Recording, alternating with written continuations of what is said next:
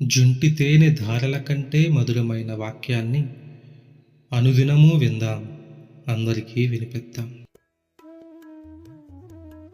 వాడుక భాషలో పరిశుద్ధ గ్రంథ ధ్యానము. ఆదికాండము 26వ అధ్యాయం. అబ్రహాము కాలంలో వచ్చిన ఆ మొదటి కరువు కాక మరో కరువు ఆ దేశంలో వచ్చింది. అందుచేత ఇస్సాకు గెరారుకు, ఫిలిష్తీయ వాళ్ళ రాజు అబీమెలెకు దగ్గరకు వెళ్ళాడు. అప్పుడు అతనికి యెహోవా ప్రత్యక్షమై అతనితో అన్నాడు, ఈజిప్టు దేశానికి వెళ్ళవద్దు. నేను నీకు చెప్పే దేశంలోనే ఉండు. నేను నీకు తోడుగా ఉంటాను, నీకు ఆశీస్సులు ప్రసాదిస్తాను. ఎందుకంటే నీకు నీ సంతానానికి ఈ ప్రదేశాలన్నీ ప్రసాదిస్తాను. నీ తండ్రి అబ్రహాముతో నేను చేసిన వాగ్దానం నెరవేరుస్తాను. నీ సంతానాన్ని లెక్కకు ఆకాశ నక్షత్రాల్లాగా అధికం చేస్తాను. వారికి ఈ దేశాలన్నీ ప్రసాదిస్తాను. వారి మూలంగా లోకములోని అన్ని వంశాలు ధన్యమవుతాయి.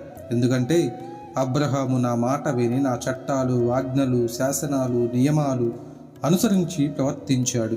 అందుచేత ఇస్సాకు గెరారులో ఉండిపోయాడు. అక్కడి వాళ్ళు అతని భార్యను చూచి ఆమె విషయం అడిగినప్పుడు అతడు, ఈమె నా చెల్లెలు అని జవాబిచ్చాడు. రిబ్కా చాలా చక్కనిది గనుక ఆమె కోసం అక్కడి వాళ్ళు నన్ను చంపేస్తారేమో అనుకొని ఈమె నా భార్య అనడానికి భయపడ్డాడు. ఆ స్థలంలో అతడు చాలా రోజులున్న